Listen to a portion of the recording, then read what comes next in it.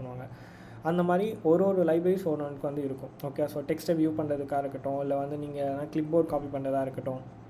கிளிப்போர்ட்னால் நம்ம மொபைலில் வந்து எதனா டைப் பண்ணுறதை காப்பி அண்ட் பேஸ்ட் பண்ணுறோம் இல்லையா, அதுக்கு அந்த மாதிரி வந்து ஒவ்வொன்றுத்துக்கு ஒரு லைப்ரரி இருக்கும். அண்ட் டேட்டாபேஸ் மாதிரி இன்னொன்று வந்து கண்டென்ட் ப்ரொவைடர்னு சொல்லிட்டு நம்மளோட மிஷின்ஸில் இருக்கும். அது XML டேட்டாவில் வந்து நம்மளோட டேட்டாஸ்லாம் ஸ்டோர் பண்ணோம்.